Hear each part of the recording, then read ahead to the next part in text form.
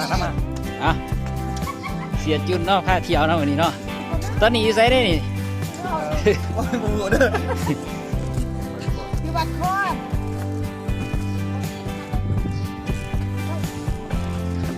ตอนนี้อยู่ท่าเรือบ้านคอนเนาะกำลังสิเดินทางไปท่าเรือนักกระสัง บนขึ้นตาแน่ ตอนนี้กำลังรอท่าเรืออยู่เนาะเจตุนมาจะได้เจ คนมากโดดจะดีมาได้กันเลย เจบ่ได้ใส่เสื้อสู้สีบ่ ใช่ครับโอ้ย เจ็บจะมาสิไปป้าเจวะฮะเอาเพื่อนนี่ไปเจ็บ ขนาดนี้โอ้ยไล่หมดไล่ก็ถูกมาเฮ็ดเพิ่มเลย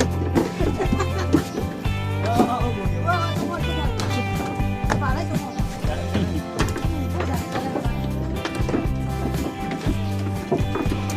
นั่งมาเลยนั่งสั่งกัน จังหวะไม่เสีย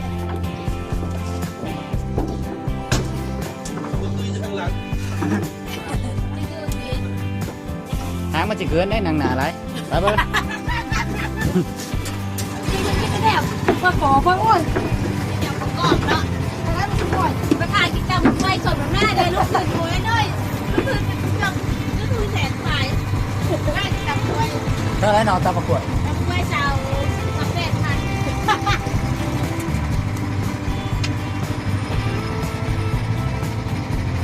อาน้ำนี่ครับ น้ำสด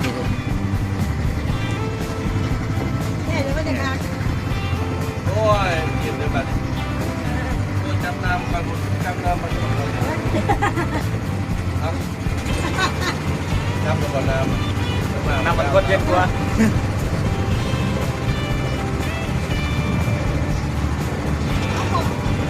มาที่ไหนเอา โอ้มีกิโลกรัม โอ้ เยอะกว่า เพราะนั่นกำลังเกิดทาง กำลังดูเลย แล้วเอาไปของประธานที่เด็กได้เป็นหน้าเลยเนาะ เขาไม่อยากหรอวะ นั่งข้างเนาะโอ้บอลลูนจีนก็ได้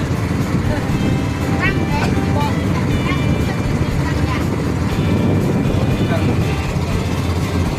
ครับหนา ใช่ตั้งจีนใช่ได้คู่พอดีเลย มาเดี๋ยวอยู่ที่ครั้งแล้วอ่ะก็ได้แล้วมาเดี๋ยวที่เจ้าไปที่เจ้ามาตรวจสารพิษมา กิโลกรัมผ่านแล้ว เดี๋ยวคู่จะบอกว่าชิมานี่ เดี๋ยวคอยโอ้โหซะแล้ว เคยมามา มาแล้วคือดึง ฮะมาจะบอกมาก็ไป แล้วก็โดน โอ้ตาย แล้วก็โดนแถวเสียตลาดเนี่ยค่ะ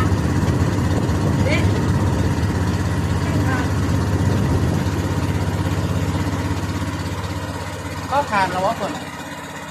อยากเข้ามานอนที่นี่เพียงนี้แหละมันยืนอยู่ ไม่อยากเลิกบอกว่าเลิก ยืนแล้วขึ้นมาแล้วก็จ้างรถที่อยู่นี่ขี่ไปแบบ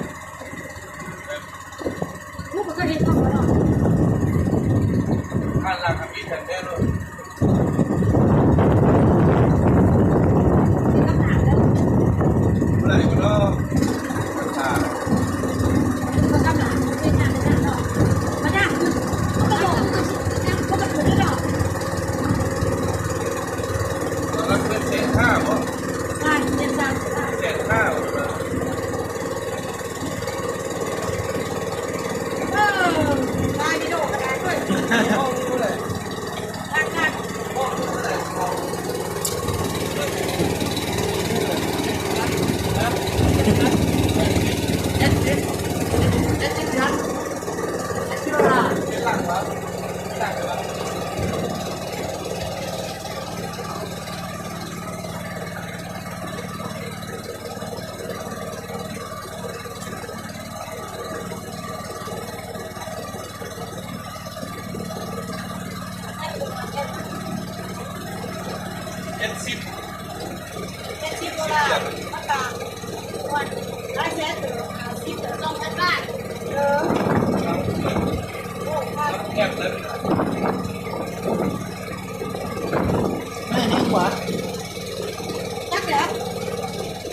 ค่ที่อยู่เนาะ เอาเนี่ยเนี่ยเนี่ย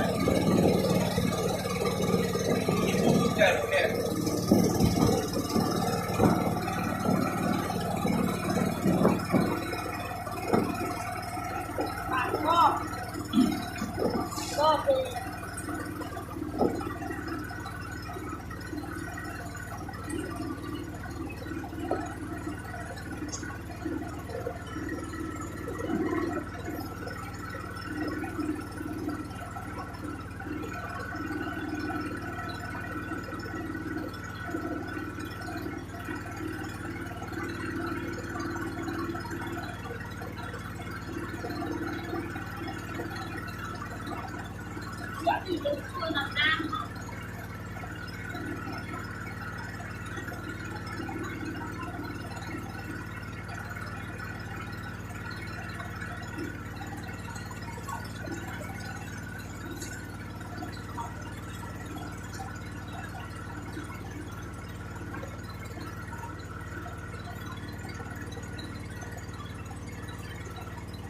เนี่ยซักลายดิ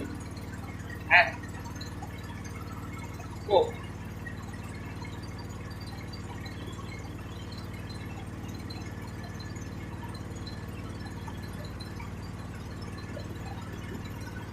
ที่คัด